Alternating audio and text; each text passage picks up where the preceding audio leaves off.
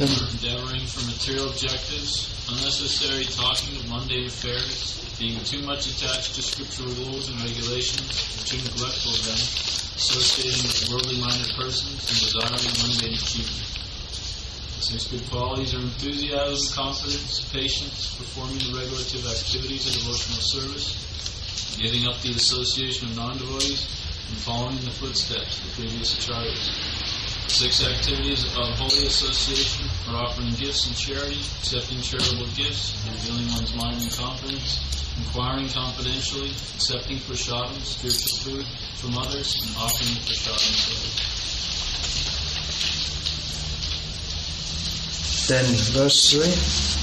Lord, I do not find it strength to chant the holy name of Hari. Please be merciful and blessing me with the drop of faith. Bestow on me the treasure of the holy name of Krishna. Krishna is yours.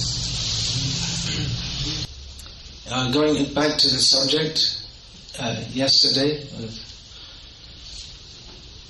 revisiting it with more elaboration. Actually, I just saw that I was supposed to be. I'm a little out of. No, I'm not a little. I'm completely out of sequence. I was supposed. Yesterday's class was supposed to be today's, but anyway, it doesn't matter. It's not that one has to come chronologically before the other. So yesterday was to marry or not to marry, and the general attitude and disposition of a brahmacari. To marry or not to marry, the real question is how to serve Krishna best. In this regard, Srila Prabhupada recounted how he had asked his own Guru Maharaj, who was a Naishik Brahmachari, lifelong Brahmachari, who also said that if by having sex I could produce Krishna conscious children, I would be prepared to do so 100 times. And Prabhupada also pointed out, but still he didn't.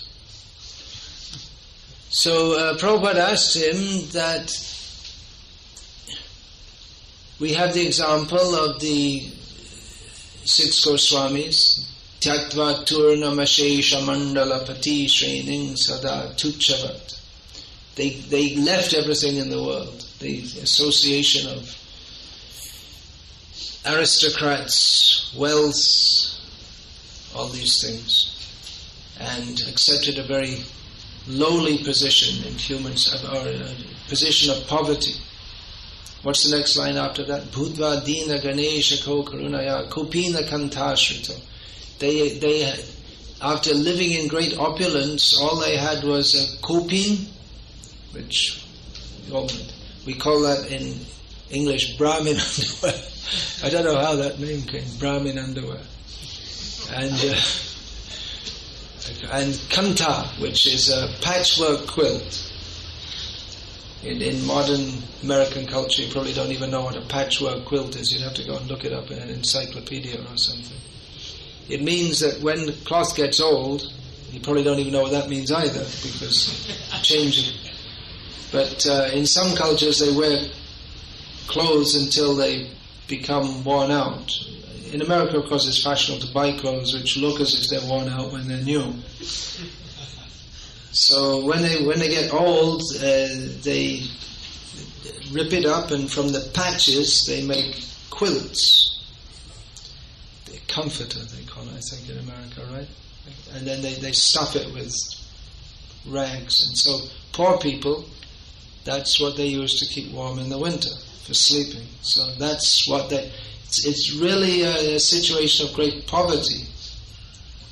So they accepted that situation of poverty, whereas Ramananda Rai, he left his job to join Chaitanya Mahaprabhu, and he was given a full pension by his employer, Prataparudra Maharaj, and he remained in family life. He didn't give up family life. So Prabhupada asked Bhaktisiddhanta Saraswati, why? And Bhaktisiddhanta Saraswati Thakur replied, it's a question of service. What is more conducive? So in the case of Ramananda Rai, the Chaitanya Mahaprabhu didn't tell him to leave home and leave your family affairs. He was the first of the 5 sons of Bhavananda Rai, so he had a influential position with his brothers, who were all servants of Chaitanya Mahaprabhu. So in that case, Chaitanya Mahaprabhu didn't tell him to leave, that he could stay at home and be a householder. So the question is how to serve. The same point Srila Prabhupada made in the famous purport about Gajendra the crocodile, in which Srila Prabhupada points out that why did the fight was going on between the elephant and the crocodile, and eventually the crocodile became stronger. The elephant became weak because he was not in his proper element. He was in the water, whereas the crocodile was in his element. So Prabhupada used this as an analogy because one of his dynamic sannyasis, the news had come to Srila Prabhupada, one of his sannyasis who was performing externally very wonderful preaching work. The news had come out that while he was doing so, he was simultaneously having multiple affairs with various what are called Brahmacaris. So the news came out, and by this time Srila Prabhupada, it seemed, got used to that, because it wasn't the first occurrence of a young man who Prabhupada had awarded sannyas not maintaining the principles. But Srila Prabhupada, he wrote that if one is not fit for sannyas, then he can go to the Grihastha ashram. And the point is to go on fighting the crocodile of Maya in whichever situation is suitable for us. So it may be that some people are not suited for lifelong brahmachari life, but every devotee should be a brahmachari. Brahmachari means every devotee must be a brahmachari. If he's not a brahmachari, there's not a devotee, because a brahmachari means one who literally means one who moves or lives in a spiritual atmosphere. And of course, this, as I was saying yesterday, if one can avoid entering family life, that will provide the opportunity to be fully absorbed in the service of Guru and Krishna without any distraction. So it is intrinsically a better situation to aim at going back to Godhead.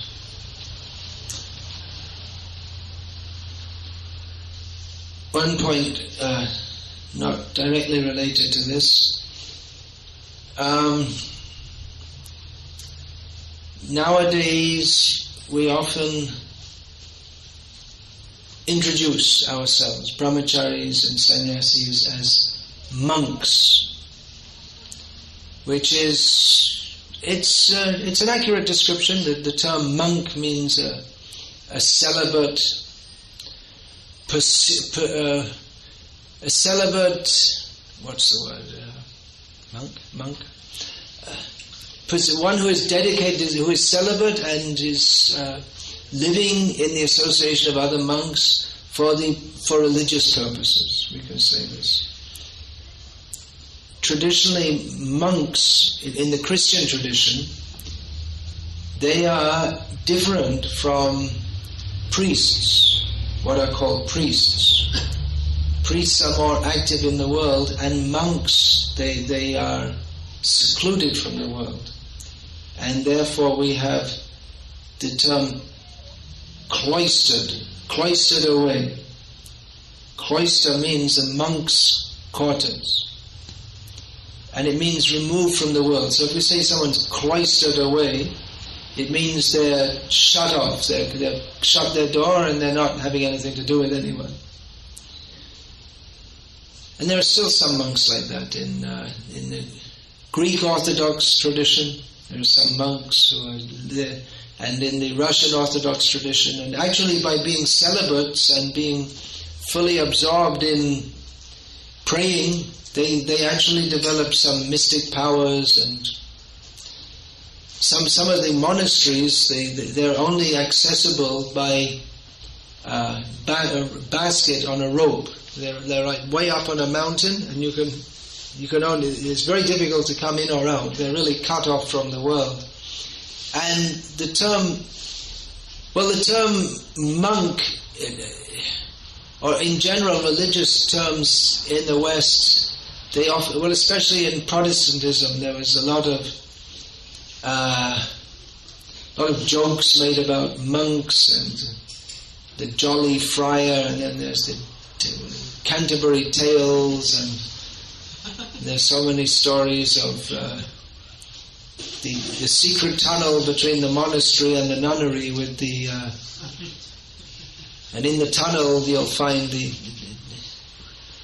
dead babies, because that's the natural result of communion, not holy communion, unholy communion between monks and nuns. So, and actually this very important institution in Western culture called beer, B-E-E-R, was invented by monks. And some of the best wines, some of the famous wines were also coming from monasteries. So, there's pretty good monks and not so good monks. In modern Western culture, I mean it's pretty modern, the last 20 years, the term monk has come to be thought of also as the idea of Buddhist monks, or the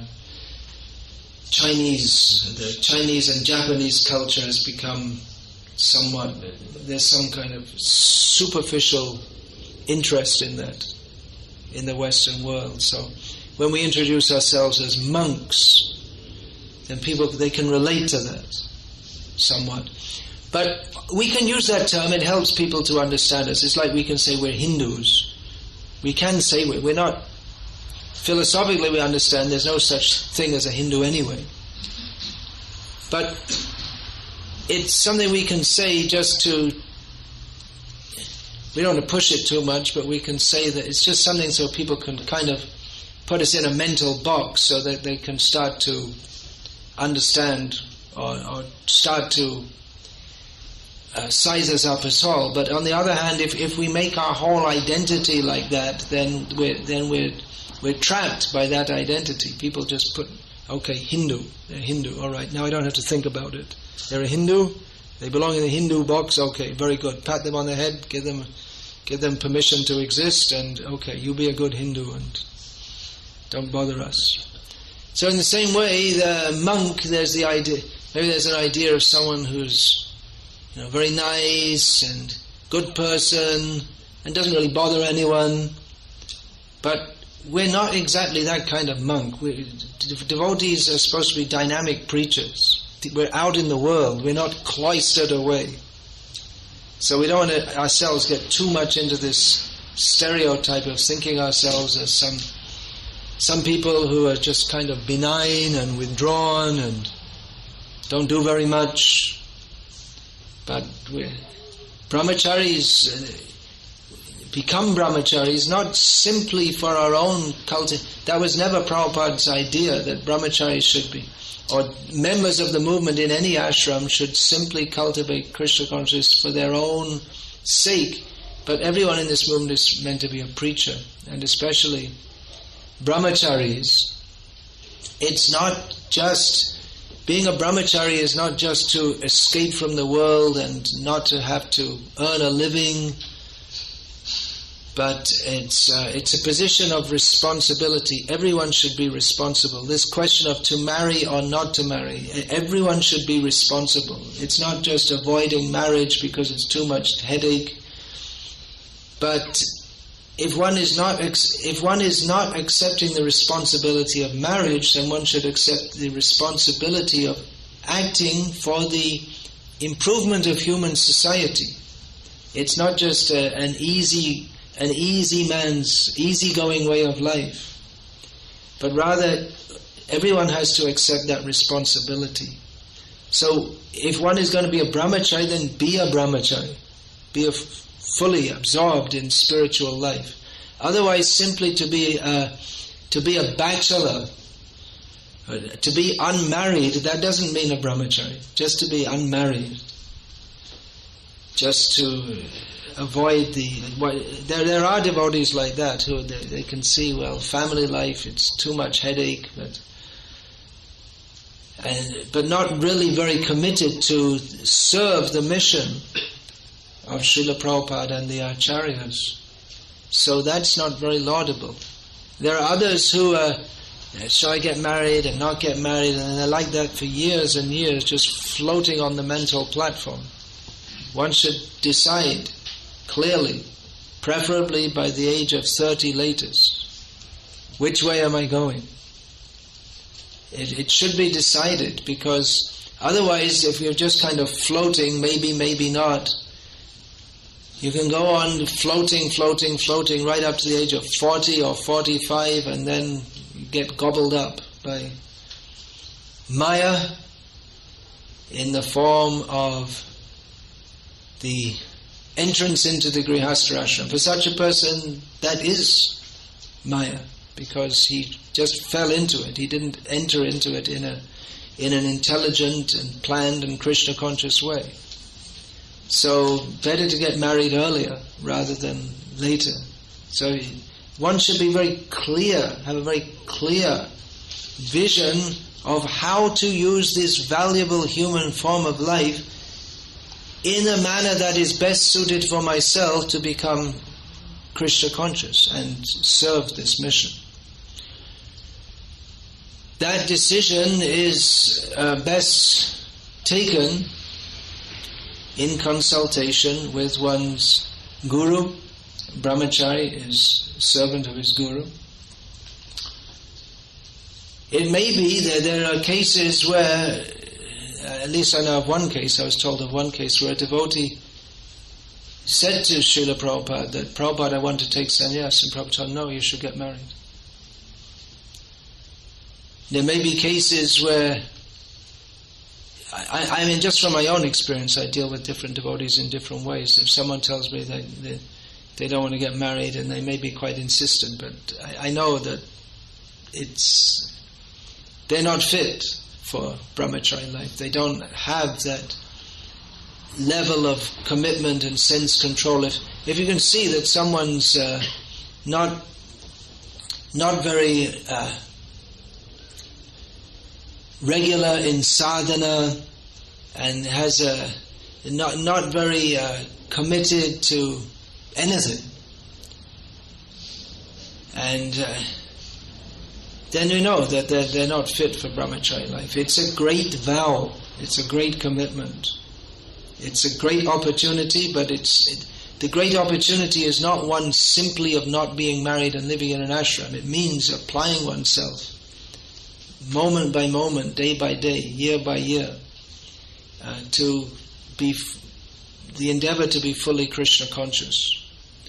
And although a grihastha may have some kind of license for sense enjoyment, which that license has been redefined in the modern age, in our Krishna conscious movement, or the periphery of it. So nowadays it's considered normal for every grihastha to have a TV, and that's not just for watching Krishna conscious programs. It's considered normal and acceptable to have a TV, and the license gets stretched further and further. Brahmachari doesn't have any license like that. So if a brahmachari is attracted or wants those kind of things, then he's obviously not a brahmachari. Whereas we see in other cases there may be someone who's very, very serious preacher and very determined, but they're struggling. Actually, everyone's struggling to a greater or lesser extent. Well, maybe not everyone, but most we see that at least for some phase that most brahmacharis they go through. There's some internal struggle is there. Until we're completely pure devotees, then we're always we have to struggle with Maya. If we're not struggling with Maya, then we're overcome by Maya. But for those who are feeling it's they're feeling quite some difficulty, and it can be very difficult, no doubt. In these, in the Western countries, especially in the summer,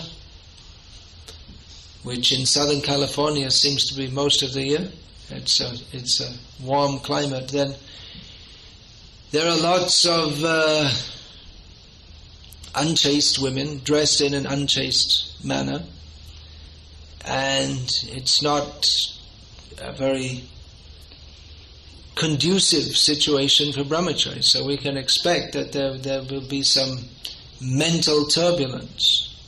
But it's not necessarily just because there's some mental turbulence that one should crash the plane. That one can go through with this.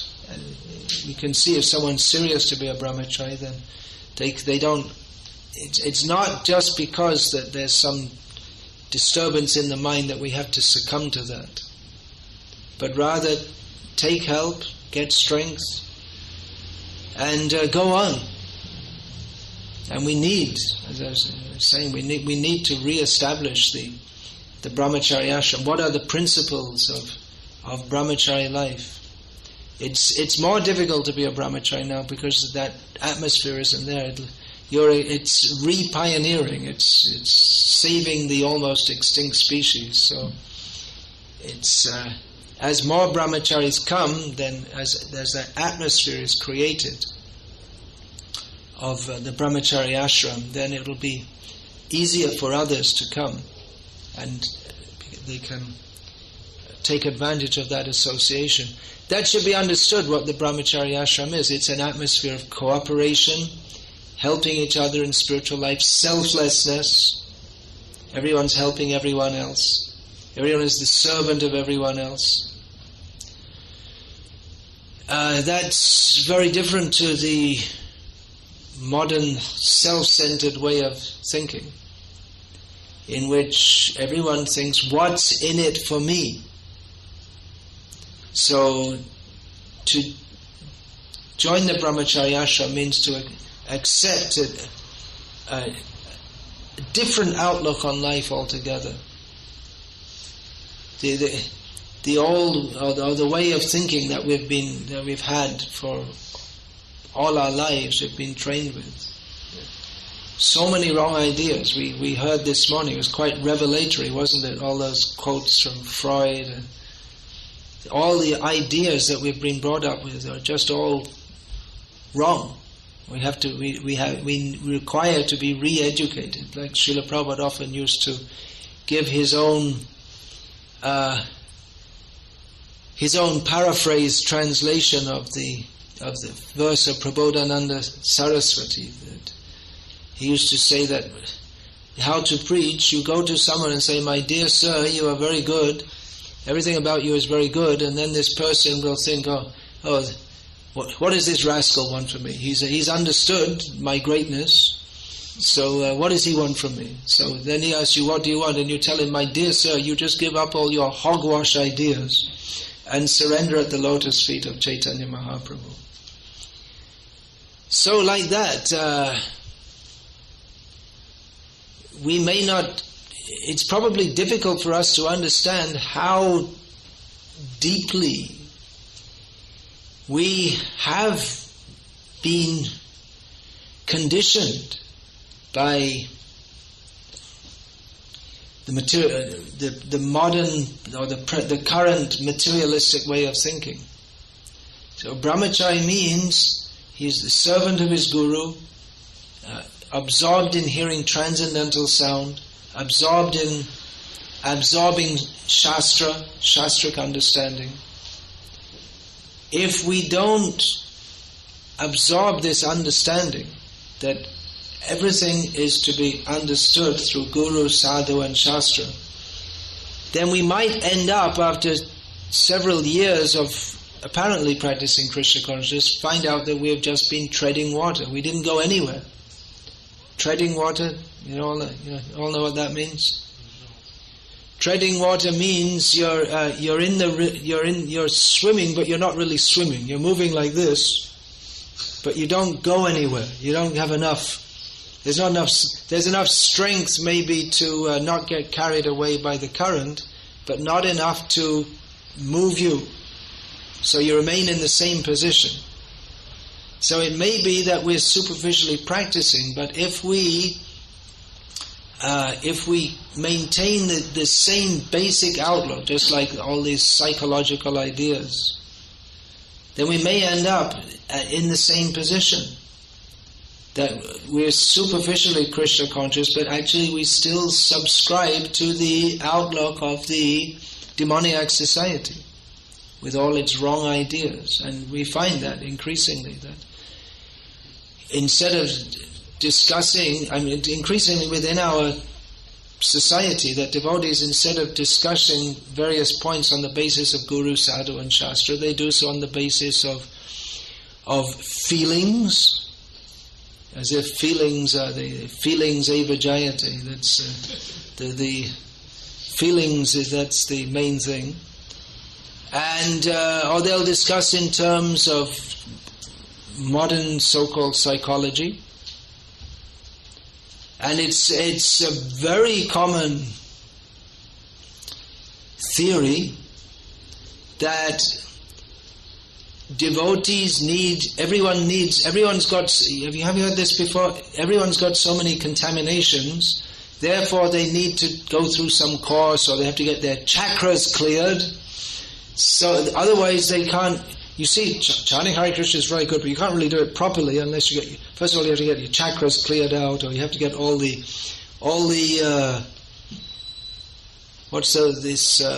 hang-ups? What does Freud call it? All the things from your childhood, all those. I can't remember the word they use. All these. You have to get all these things cleared out, and then you can become emotionally. You can become free from all these hang-ups, and then you can chant Hare Krishna. Of course, Chaitanya Mahaprabhu didn't say that, and none of the acharyas said that. Chanting Hare Krishna is itself the process for cleaning the mirror of the heart. But that chanting has to be accompanied by hearing. Otherwise, that chanting... And hearing means hearing the philosophy of Srimad Bhagavad Gita and Srimad Bhagavatam, and understanding it very clearly, understanding who we are, this Sambandha Gyan, who we are, who is Bhagavan, what is our relationship with him.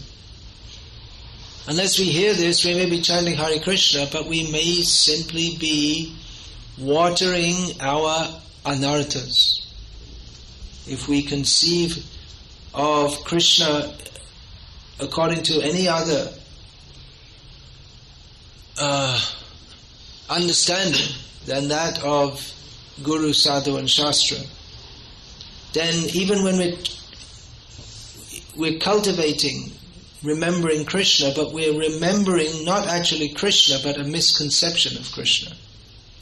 And if we don't have a clear understanding of who is Krishna, then that won't be the Krishna who is to be surrendered to, and we won't have the understanding that we are to surrender to him.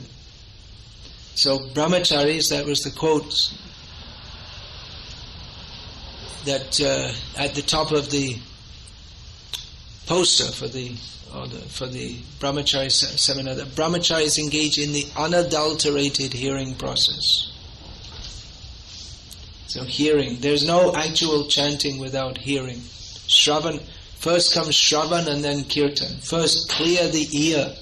Otherwise the name of Krishna cannot arise in the heart that has not been preliminarily cleared by hearing. First comes Shravan, then Kirtan. So, on to another subject. Practicing Brahmacharya in an age of diminished authority. Brahmachari life, there's another parallel with monk's life. The life of a monk in the Christian tradition is one of following authority. One voluntarily accepts to be subject to an authority which one accepts this authority is divinely ordained, and on that basis, with that faith, submits himself to that authority for the sake of spiritual advancement. Now, we live in an age of egalitarianism. The absurd idea is considered almost sacred that all people are equal. And it's absurd because no two people are equal in any way. Maybe two people may be equal in height, just about, or weight, although that's fluctuating all the time. But people have different levels of intelligence. People have different levels of physical strength. To say that everyone is equal it's absurd. But there's this idea that everyone is equal, and that to suggest anything else is it's practically considered a sacrilege. Now, as Srila Prabhupada pointed out, let's talk a bit about diminished authority first more. Previously, in the Western world, there was clearly stratified society. There's much spoken about the caste system in India, how bad it is. But actually, up until recently in the Western world, society was stratified by birth also. And those who in the medieval times there were serfs who were almost like slaves. In Russia, up until the end of the 19th century, there were serfs. And eventually the noblemen got more rights. They wrested their rights. The Magna Carta is in England. And then gradually the idea of everyone having rights. And first of all, it was for the noblemen got their rights, and then gradually other classes got their rights also. When was it in the Christian tradition that women got souls? I think it was only about 200 years ago. Up till that time they didn't have souls. And then they got sold. Huh? Just about 100 years ago. Just about 100. Yeah, it was towards the end of the 19th century also that women were granted souls. The animals still didn't get them. So... Maybe in the future.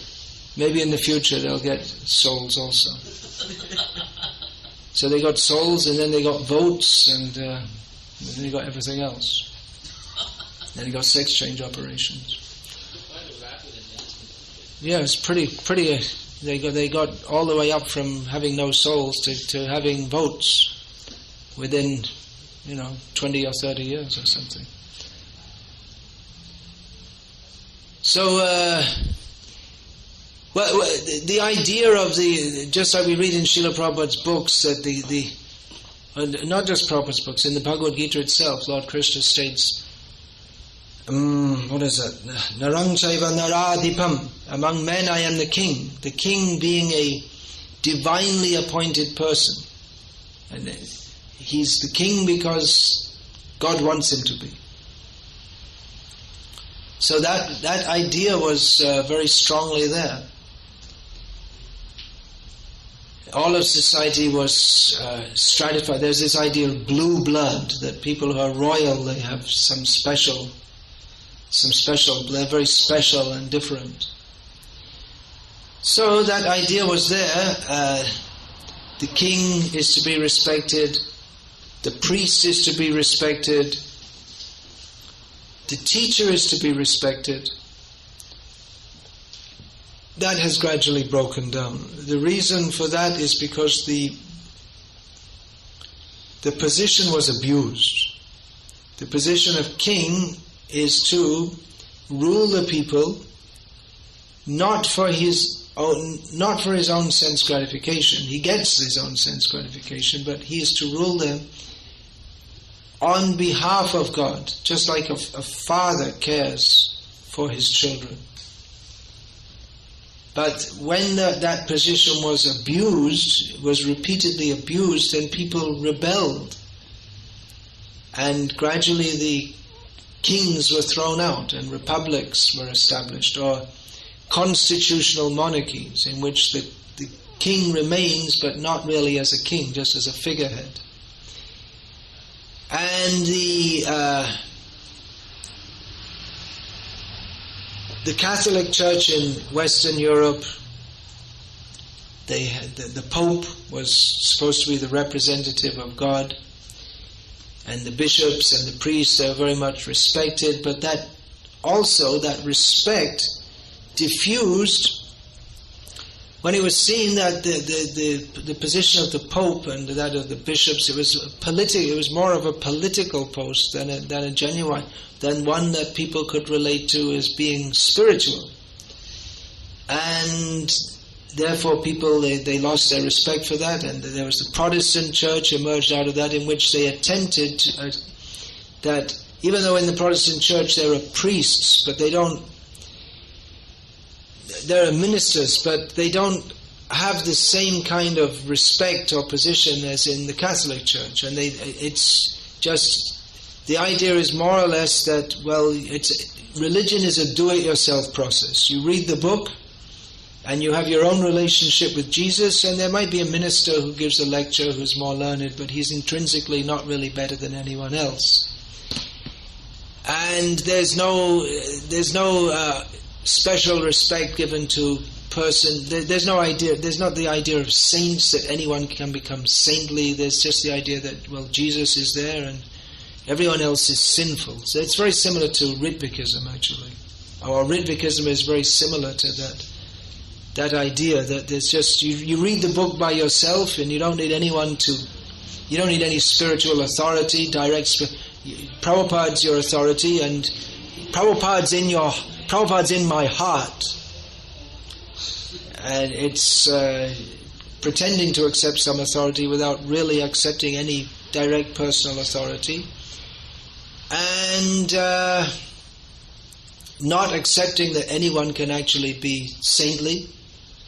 If anyone appears to be saintly, it's just presumed that it's just a show, and it's just a matter of time before they get found out.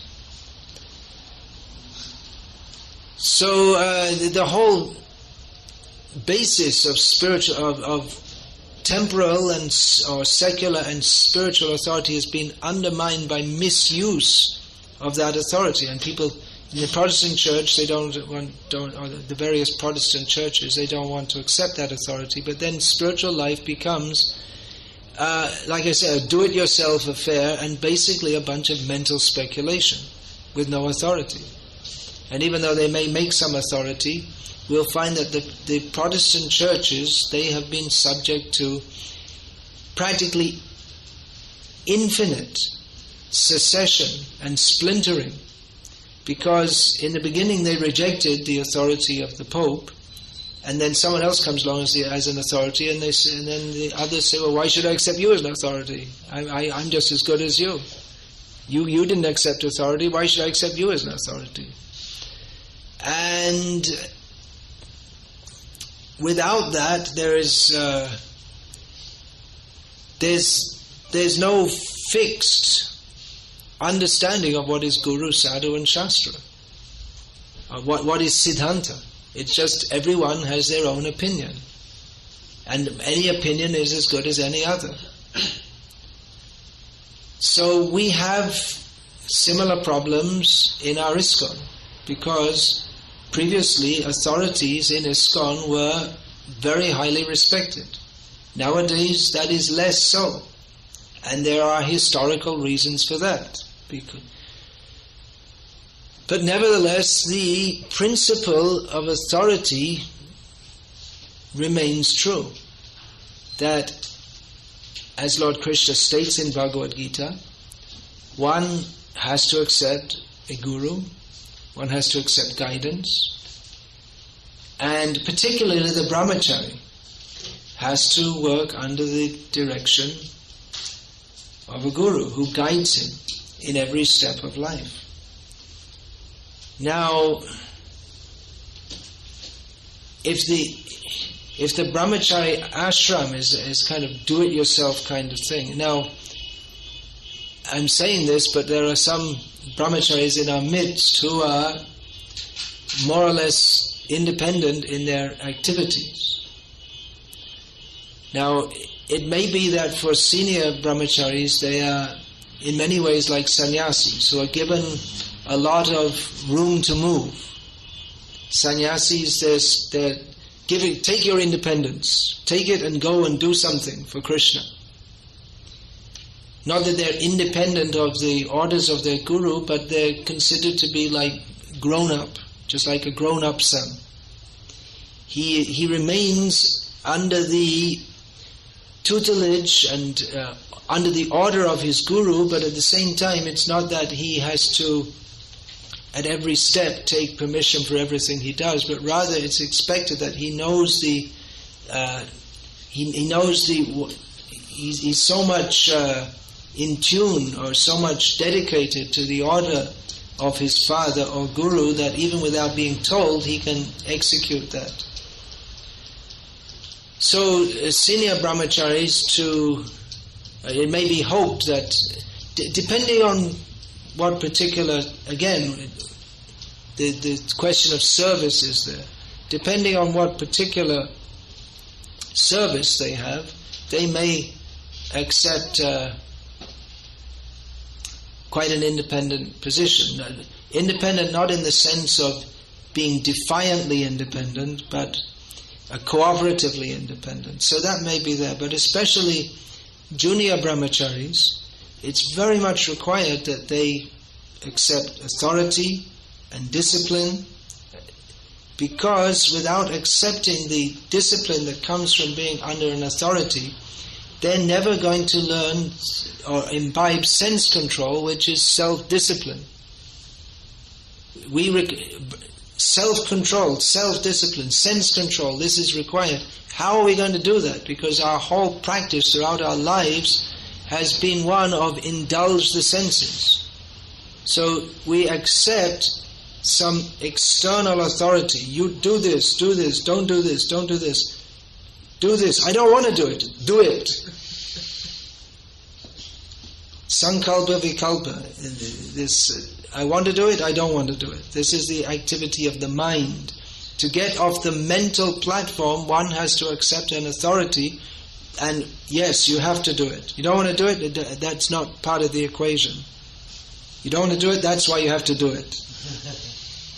We should accept, not on the basis of I want, I don't want, but I'm accepting this order because I accept that by following that I will overcome the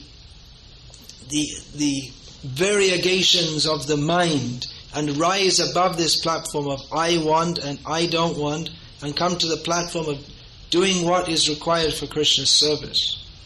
But until we come to that platform, then it's required that we have external authority upon us. And even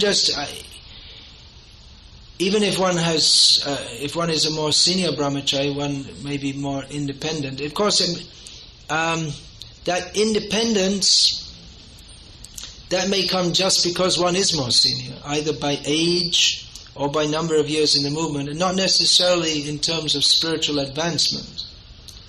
It's also not necessarily true that someone who's been around the movement for many years is more advanced. It depends how much they apply themselves to the process. But more independence may be given just because, how long should someone remain in the kindergarten? But ideally, a devotee, a brahmachari should take brahmachari training, which includes all the basic activities that Prabhupada gave us, strictly following the temple programs, going out on book distribution, Harinam, and doing all services uncomplainingly under the instruction of their temple authorities. And studying, brahmacharis are meant for studying, becoming absorbed in Shastra, not simply in an academic way, but learning how to apply that in life also. And all these, if you can learn to play mridanga, all these Vaishnav songs, all, of course it's impossible, there are thousands of them, but at least some of them. And in this way become spiritually rich. Giving up this comfortable way of life to lead an austere life, a monk's life, but to cultivate spiritual riches. So the authority needs to be followed.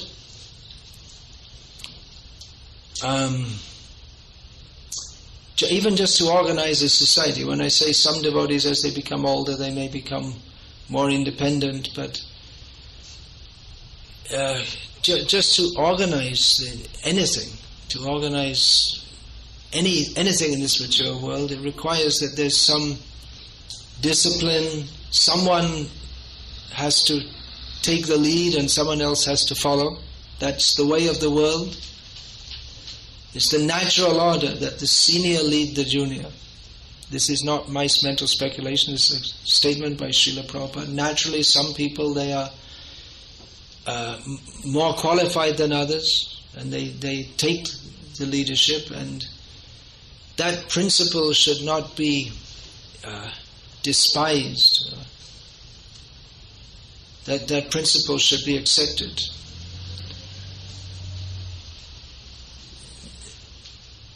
Now, within our society there has been and is distrust in varying degrees of various leaders or of leadership in general. I must admit I also subscribe to that, even though in various degrees, even though I myself am in the position of a leader somewhat. But at the same time, we should understand that it's a lot easier to criticize leaders than to be a leader, and it's difficult. It's difficult to be a leader anyway, especially in Kali Yuga. But especially in the present time in ISKCON, it's difficult to be a leader because of this general atmosphere of not wanting to follow any leader, or presuming that leaders are wrong, and even if you can't find anything wrong, it's presumed that they're wrong, but they just hasn't come out yet. It's like, you're damned if you do and damned if you don't kind of thing. So we can appreciate also that it's not easy to be a leader, and appreciate those who are taking that responsibility in the service of Srila Prabhupada. Often it's presumed that people only take leadership positions because they want to get some material advantage out of that, but that's a very uncharitable outlook. It may be true in some cases to some extent, and maybe in some cases to a large extent. But it's, at least as far as I see it, it's not true to a great extent in every case. So, yeah, there are difficulties with authority, the whole authority structure and system, but at the same time we should understand that we can function better as devotees, and especially as brahmacharis, by accepting a competent authority. If the authority is himself not self-controlled, then how can the brahmachari imbibe self-control? So anyone who wants to join this movement as a brahmachari,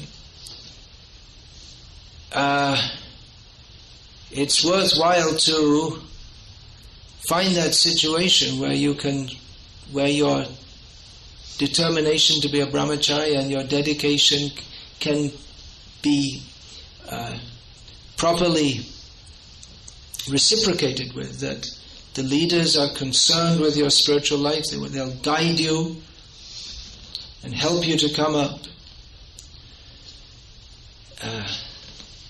So find that association. Don't jump here and there. That's another disease. To jump here and there. That I joined in this temple, but I heard it's better over there. Okay, let's go there. And then you go there and you find something that you don't like, and then no, I'll go somewhere else. And hopping from here to there. There's no absolutely perfect situation anywhere, but it is very it's most favorable for our spiritual advancement if there are leaders who genuinely care for our spiritual advancement and are helping us to come up. And care means that they don't just, it's good, they should provide all material or physical facilities, but actually take care of us, see how we're advancing, give us instruction, help us through difficult times which will undoubtedly arise from the moment we join. Maya will be Maya goes into overtime when we try to escape. There are two phases of Maya. That's called the avaranatmika vritti, or the covering potency. Everyone is covered by Maya. And when one tries to come out, there's the vikshepatmika vritti, that she goes into overtime to kick us back, throw us back. So don't be surprised when we join that all of a sudden all these different desires and misgivings arise. That's normal. That's Maya trying to pull us out. So we should follow an authority. If we don't follow a competent authority, then we're following an incompetent authority. And if we think, well, I won't follow any authority, then we have to follow our own mind, which is a very bad authority. Although due to our own foolishness, we tend to think it is a good authority. But unless and until we are trained to act and think in a manner that is Krishna conscious as ordained by Guru, Sadhu and Shastra, then it's better to be under a competent authority. Now, another important point here is, I was talking about how the Brahmachari is a servant of his Guru. Oh, maybe I'll get into that tomorrow. That's quite a big topic. We don't see our gurus very much, most of the devotees. And maybe I'll discuss that more tomorrow because it's quite a big topic. I'll leave some time now for questions, comments. Do we bring the cordless mic? Okay. Then please speak loudly. Look in the room at the person who's furthest away and speak to them. That's how to speak in a room, in a big room with many people and no amplification. Yeah. Elaborating on the last point that you mentioned, that brahmacharis would follow the orders of a competent authority, but if there is not so ideal situation and if the leader is not so competent, then how should we? Well, that's what I'm saying. If you want to join, it's a good idea to look around a bit, because frankly, here we are in North America, and most of the centers of our society in North America, I wouldn't advise a young man who wants to dedicate his life for the sake of spiritual advancement, I wouldn't advise him to join most of the centers, because most of the centers, they're not equipped to train or look after brahmacharis. There are a few centers where the consciousness of having brahmacharis at all is there. Now, if one is of course, situations may change, and it should be understood that I'm speaking here in general principles. So the situation may change. It may be that someone who was a competent authority, they may go through some difficulty themselves, which affects the devotees under them, or they may be transferred somewhere else, or they may, for some reason or other, that the situation was good and then it became less good. So, like I said, I'm speaking in general principles, and life is more complex than that everything can be understood just from listening to a short seminar.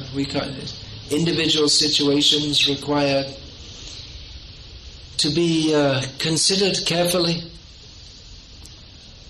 So we'd have to see but sometimes a devotee joins in one situation, and then the local authorities want to keep him.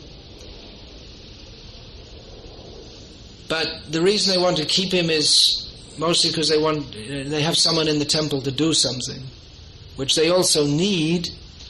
But on the other hand, they have very little to give back, if anything, in terms of guidance and training and proper association or proper example. We find in many places the person who has the designation temple president, they're never seen in the morning program. So I don't see why someone who's dedicating their life as a brahmachari should do so under a temple president who has no visible spiritual life. I would say that's good grounds to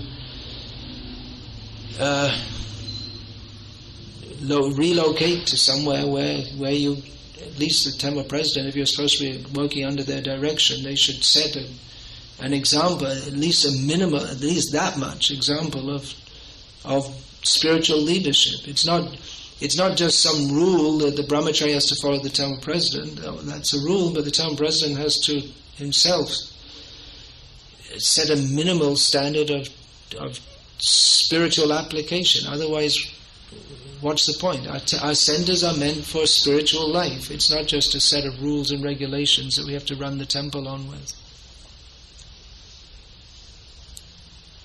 So you can quote me on that if you want. Not that my voice is law by any means, but I don't see any reason that a brahmachari has to remain committed to work under the direction of a temple president who's never seen in the morning program. From the song, yeah, please speak more loudly. In the song, there is this one verse. One should not be too. One should not follow rules and regulations too strictly or too.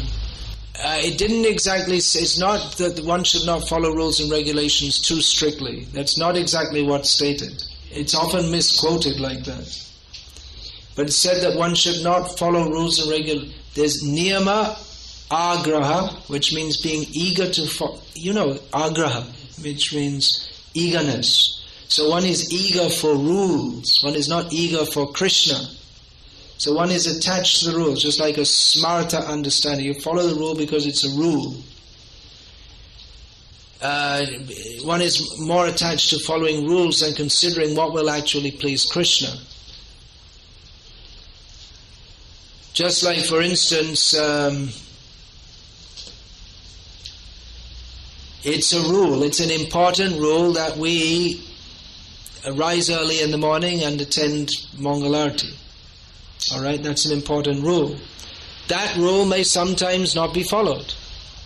For instance, if you have an opportunity, I'm just giving a theoretical example, there may be some concert where there's a good opportunity to distribute books all night. So you shouldn't do it like 20 days a month or even 10 days a month, but occasionally, if there's an exceptional opportunity for doing a lot of important preaching, one may not follow that rule. You may break it once or occasionally for the sake of pleasing Krishna or serving the mission in another way. Now, if someone faults you that, just see, didn't come to Mangalarti, that is not understanding the underlying principle that underlies all the rules, which is to please Krishna. But on the other hand, if one just flippantly rejects the rule, well, the rules aren't very important. The real thing is to love Krishna. So I love Krishna. I sleep every morning up to 7 o'clock, but I dream of Krishna. This is bogus. It's just bogus, that's all. Yes? Whereas, you mentioned the last point about somebody, you personally don't encourage too much a new person to join some ashram in America. For me, it's kind of sad because... it's sad for all of us, yeah. But that's why we got this seminar, to try and do something about it. So my question was that, as Brahmacharis, we really want to commit ourselves to preach and to... Right, that's another point. As Brahmacharis, you really want to commit yourself to preach and to be fully absorbed in spiritual practices, but often because there's a lack of devotees in the temple, then you're just like non-stop pot washing, floor washing, which is not bad. It's not to serve Krishna in that way, but then the hearing that a brahmachari is supposed to do, then he should bring that to others. He should be hearing and preaching and bringing others in. So that may be an unfortunate syndrome that you get into, because there's always... we have a lot of big temples in North America that are understaffed, and so if anyone comes along, okay, great. See that pile of potatoes? That's for you. And every day it's like that, and there's no end in sight. Not for peeling. I wasn't talking about eating them. That's just your perverted mentality. You're enjoying spirit.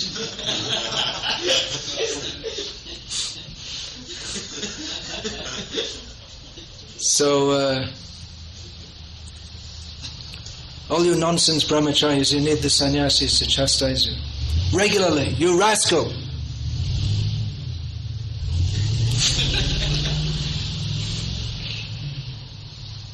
So but again we have to consider each individual case. I mean, it is a fact also that the temples need some help, and you could discuss it with your authority if they're reasonable enough to discuss it, that, this is the situation, I'd really like to be in Brahmachari Association and go out on Harinam every day, and maybe they'll say, yeah, that's true, I sympathize with that. Okay, well, maybe let's try and see if we can get some more preaching going and make some more devotees, or they may say, well, realistically we're not likely to make many devotees in the next few months or years, so maybe you should go somewhere else. You can try discussing it with your authorities, although often it may be that with your temple authority, it may be that, they can only see as far as the next pile of potatoes, and in that case, okay, here's a comment from a brahmachari who's now recently, in the last year or so, been a town president, so he knows both sides of the story. And he's going to tell us to finish in 4 minutes.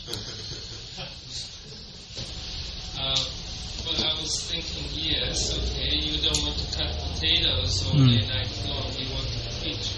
Then you have to be determined to preach like Prabhupada said. Prabhupada, we can see Prabhupada push devotees to dedicate themselves seriously. Like devotees, like Brahmananda was sent to Africa. He was on the verge of looking, and he did actually break regular principles of the association. But that's how serious you should be if you say, okay, no, I don't want to cut potatoes, I want to go preach. Then you should be ready to sacrifice that much and dedicate yourself. Very good point, yeah. Yeah, we're talking about devotees should be looked after, but at the same time, preaching means taking all kinds of difficulties and risks, and devotees should be looked after, but at the same time not looking for comfort. Even preaching means we have to accept discomfort, including mental discomfort.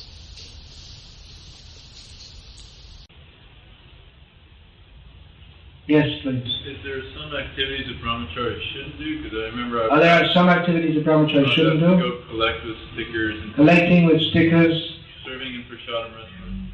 Serving in prasadam restaurants. Well, theoretically we can do anything for Krishna. Maybe I know myself, I was collecting for about 5 months, selling some records, and we were living in hotels, and it was horrible. I didn't like it, but what we were doing, we were collecting for vehicles for preaching in Bangladesh and Nepal. So that kept me inspired. And actually, we bought 4 vehicles, and for many years, those vehicles facilitated a lot of preaching. So, okay, that was good, but I wouldn't want to do it all my life. Yes, Maharaj. Fundraising mood, or just focusing on fundraising, gets you back into the food mentality, where it can help you get rid of that food. This is an important point.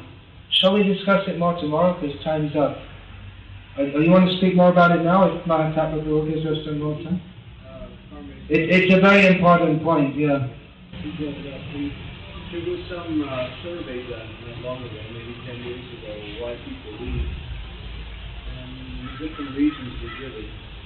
And one reason was brahmacharis and fundraisers, rather than preachers or taking training. Yeah, theoretically brahmacharis should be prepared to do anything, but at the same time we have to understand that brahmacharis are not pure devotees, and like Maharaj said, it tends to breed a fruitive mentality. How much money? When you meet a person, instead of thinking, how can we get Krishna, we think, how can we extract money? And although the aim is supposed to be for serving Krishna, if the fundraising is separated from preaching, then the money usually gets separated from preaching too. And the money becomes used for sense gratification. And we find that many projects which appear to flourish for some time, because the same spirit that devotees had for book distribution, they applied to fundraising, but then after some time the whole thing cuts because there wasn't a solid spiritual basis. So fundraising is best done very closely connected with preaching, telling people, even if we're collecting funds, telling people this is for Krishna.